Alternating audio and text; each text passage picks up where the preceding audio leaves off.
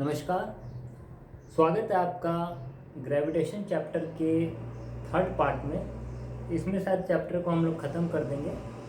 जो अंतिम पार्ट है, thrust, pressure, buoyancy, Archimedes principal and relative density, ये 5 टॉपिक हम लोग करेंगे। तो शुरुआत करते हैं। सबसे पहले अगर मैं कुछ कहना चाहूँ,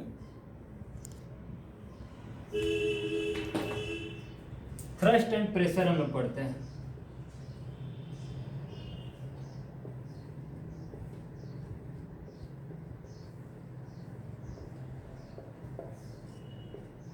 अब देखिए, थ्रस्ट जो है ये कोई नया वर्ड नहीं है, या बोला जाए तो कोई कुछ नया चीज़ नहीं है। इसको हम लोग पहले से जानते हैं, लेकिन अब थोड़े 9th क्लास में आ गए हो आप, तो थ्रस्ट एक अच्छा वर्ड होगा। हम लोग फोर्स के लिए क्या वर्ड यूज़ करते हैं? थ्रस्ट करते हैं। बोलने का मतलब ये है कि फोर्स क्या होता है ना। अगर फोर्स जो है, बल लग रहा है, वो परपेंडिकुलर किसी सरफेस पे लगे, जैसे कि इसको लगा रहे हैं, ये परपेंडिकुलर लगा, ये परपेंडिकुलर लगा, यानी जिस सरफेस पे गिर रहा है उसके बीच में क्या बन रहा है? 90 डिग्री बन रहा है। ठीक है ना। अगर ऐसा लग रहा है तो इसके बीच में कितना बन रहा है? 90 डिग्री बन रहा है। 90 डिग्री बन रहा है। हम सरफेस पे खड़े हैं ज़मीन पर, हमारे और इसके बीच में क्या बन रहा है? 90 डिग्री बन रहा है। तो जब फोर्स परपेंडिकुलर हो किसी सरफेस के, क्या हो? फोर्स परपेंडिकुलर हो, तब उसको क्या कहते हैं हम लोग? थ्रस्ट कहते हैं। समझ में आ गई बात? तो थ्रस्ट क्या है? फोर्स के लिए एक सुंदर सा वर्ड है। ठीक है ना।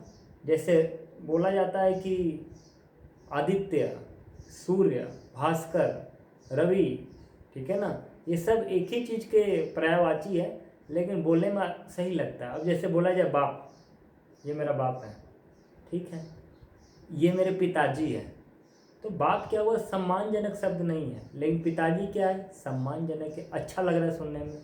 ठीक है ना। तो कोई पिताजी बोलेगा तो अच्छा लगेगा। यही बात है कि अब आप फोर्स ना बोल के क्या बोल रहे हो? थ्रस्ट बोल रहे हो।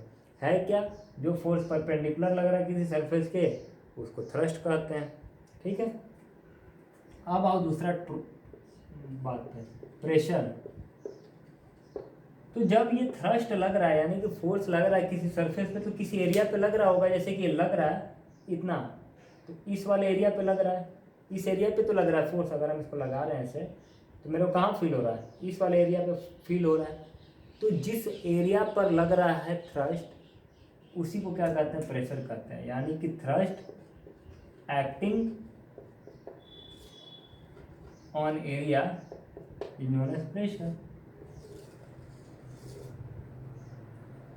ये मैंने 8th में ही पढ़ाया है कि एरिया, यानी जिस एरिया पे थ्रस्ट लग रहा है उसको क्या कहेंगे हम लोग? थ्रस्ट कहेंगे। क्या कहेंगे? प्रेशर कहेंगे। तो यहाँ से हम लोग को ये दिख रहा है कि अगर एरिया ज़्यादा होगा तो प्रेशर कम होगा, क्योंकि ये इन्वर्स रिलेशन है, रेसिप्रोकल में है, डिनोमिनेटर में है। थ्रस्ट ज़्यादा तो प्रेशर ज़्यादा, एरिया ज़्यादा तो प्रेशर कम।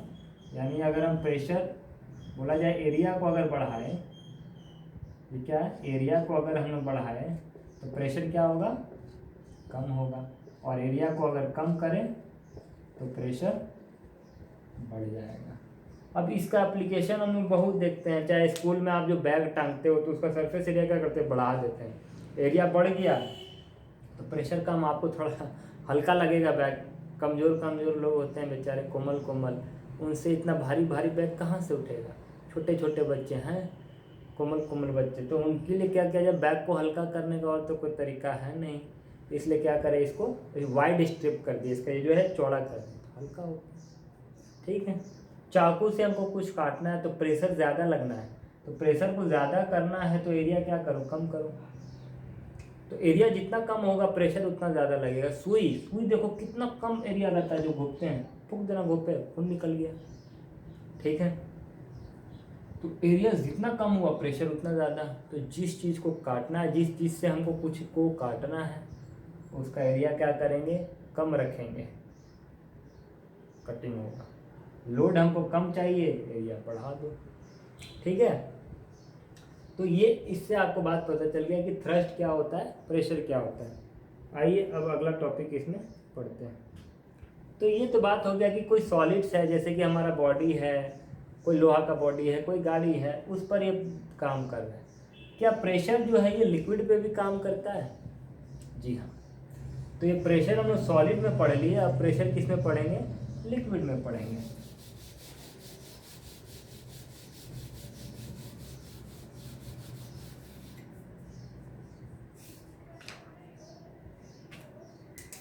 क्या है प्रेशर इन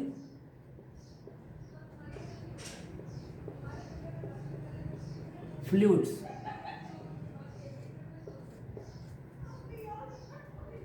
अगर किसी फ्लूइड्स में अगर हम प्रेशर को पढ़ रहे हैं तो इसको पढ़ने से पहले ये हम लोग बात कर लेते हैं कि जो हमने बोले थे कि वेट क्या होता है किसी बॉडी का, जिस फोर्स से अर्थ अट्रैक्ट कर रहा है, ठीक है, जिस फोर्स से अर्थ अट्रैक्ट कर रहा है।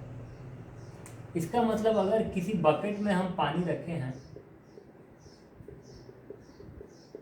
तो इस बकेट का, इस पानी का कुछ वेट होगा, इस लिक्विड का कुछ क्या होगा, वेट होगा। ये वेट क्या करेगा, कुछ प्रेशर लगाएगा इस दीवार पर, इस बर्तन के सरफेस पर कुछ तो प्रेशर लगेगा, ठीक है ना। क्या करेगा ये लिक्विड, क्या करेगा, जो वॉल्स है वेसल के, बर्तन की जो वॉल्स है, उस वॉल पे क्या करेगा, ये फ्लूइड जरूर और जरूर प्रेशर लगाएगा, और वो प्रेशर कितना होगा, इस वाटर के वेट के बराबर होगा। क्या समझ में आया? ठीक है ना। तो ये लिक्विड क्या करेगा, प्रेशर लगाएगा in all the directions.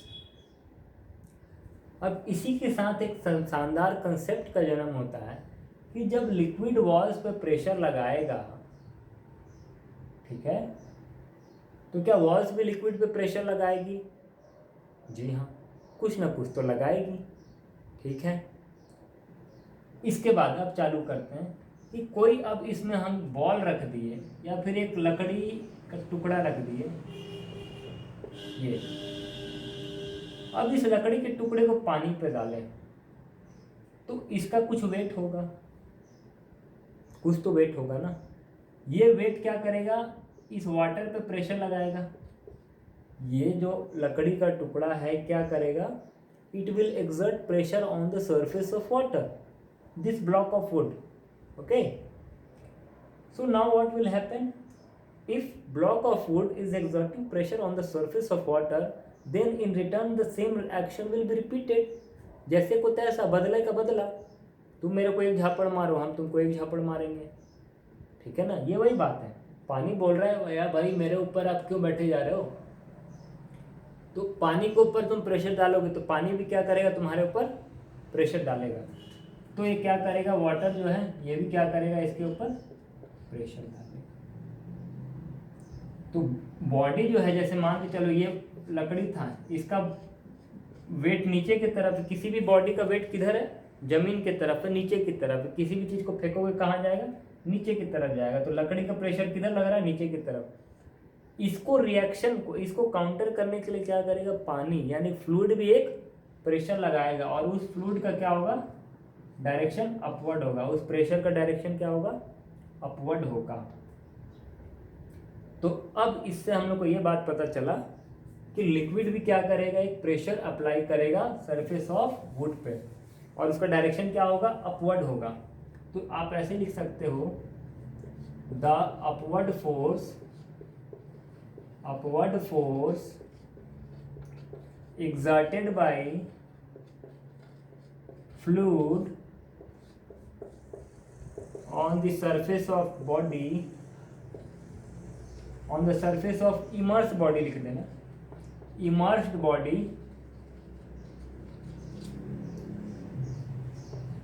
is known as, तो ये जो फोर्स लगा रहा है, ये जो प्रेशर लगा रहा है, इसको क्या कहेंगे, बॉयंट फोर्स कहेंगे। क्या कहेंगे, बॉयंट फोर्स कहेंगे।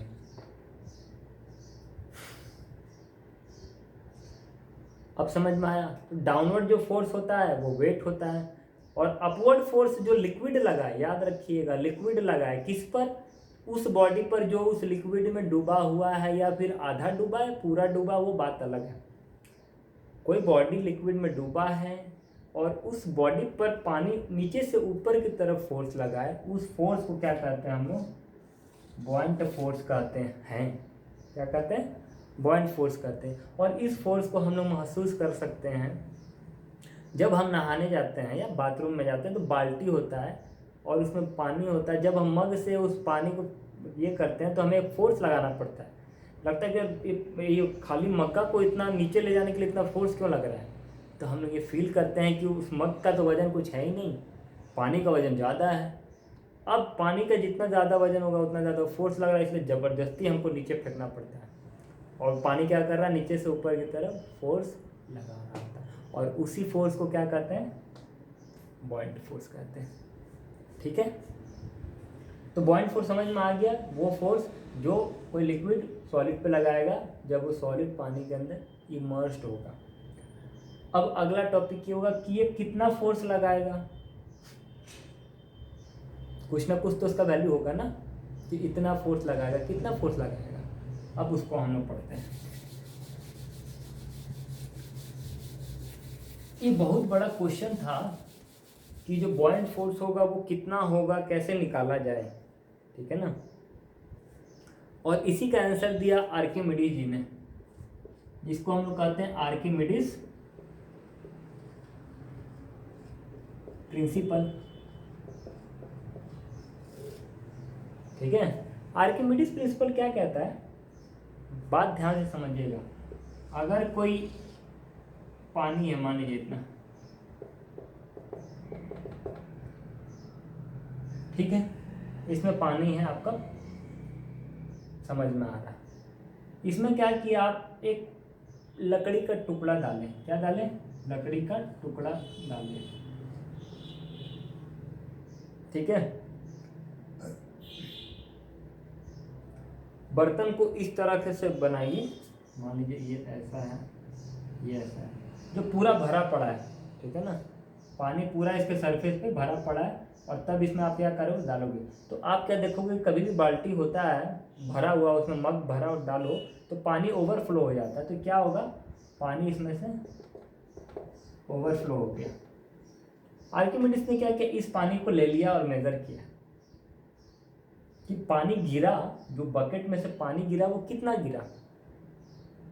ठीक है ना, तो पता चला कि जितना इस वॉल्यूम का, जितना इस बॉडी का वॉल्यूम था, जितना इस बॉडी का वॉल्यूम था, उतना ही वाटर ये क्या कर दिया, डिस्प्लेस कर दिया। पहले पूरा भरा था बर्तन, जब इसको डाले तो ये आएगा तो कुछ जगह तो लेगा ना भैया, जितना जगह लेगा उतना पानी बाहर आ गया। तो आर्किमिडीज ने बस इतना ही सा बात बोला। ठीक है ना, क्या बोला आर्किमिडीज ने, कि पानी क्या हो रहा है, डिस्प्लेस हो रहा है। जो ये बॉडी इसमें जा रहा है तो इस बॉडी के वॉल्यूम इतना वाटर क्या होगा, डिस्प्लेस्ड होगा, निकलेगा।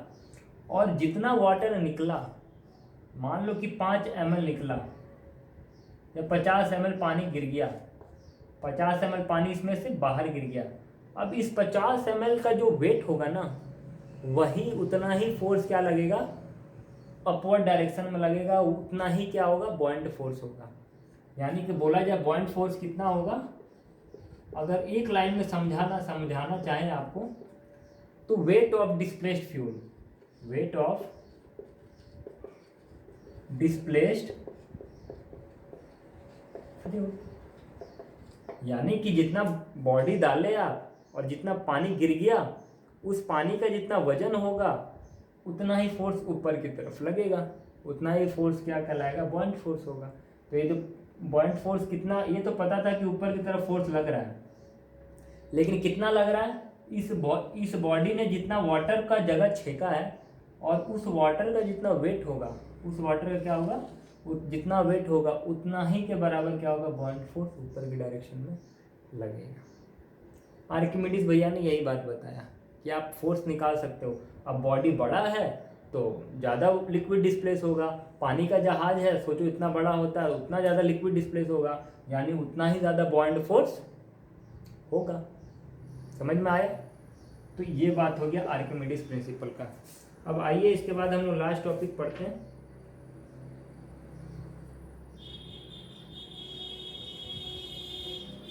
तो आर्किमिडीज प्रिंसिपल समझ में आ गया। बॉयंट फोर्स कितना होगा? जो बॉडी का जो फ्लूइड डिस्प्लेस्ड हुआ उसके वेट के बराबर होगा। बहुत सिंपल सी बात थी, इसमें तो कुछ है नहीं, इजी है ना। अब लास्ट पढ़ते हैं हम लोग रिलेटिव डेंसिटी। इसके साथ आपका चैप्टर खत्म हो जाएगा। Relative density. रिलेटिव डेंसिटी का मतलब क्या? किसी एक बॉडी का डेंसिटी किसी दूसरे बॉडी का डेंसिटी से अगर आप कंपेयर कर दो तो उसको क्या कहेंगे? Relative density. तो डेंसिटी क्या होता है? किसी भी बॉडी का मास बाई वॉल्यूम।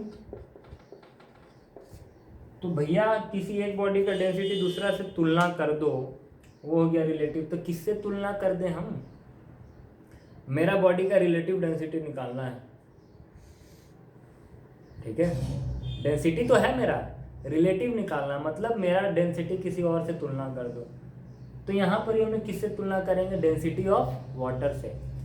तो इसका फॉर्मूला क्या होगा? Density of substance. मान लीजिए जिस सब्सटेंस का रिलेटिव डेंसिटी निकालना है, मान लो मेरा निकालना है, उसको किससे तुलना करेंगे? डेंसिटी ऑफ वाटर से।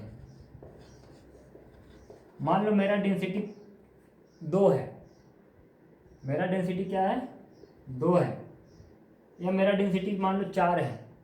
पानी का डेंसिटी मान लो 2 है, हालांकि 2 होता नहीं है, मान लो कि 2 है। तो मेरा रिलेटिव डेंसिटी कितना हो जाएगा? 2।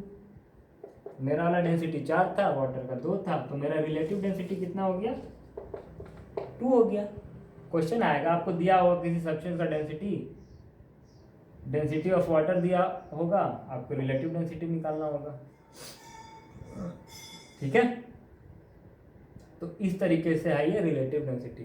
जब किसी एक सब्सटेंस की डेंसिटी को वाटर की डेंसिटी से कंपेयर करते हैं या डिवाइड कर देते हैं, तब क्या निकलता है? रिलेटिव डेंसिटी निकलता है, ठीक है। तो ये इतने इम्पॉर्टेंट कंसेप्ट थे जो मैंने बता दिया। इसके अलावा अगर कुछ और होगा तो मैं ज़रूर बता दूंगा और एक वीडियो और बना दूंगा। तब तक के लिए राधे राधे।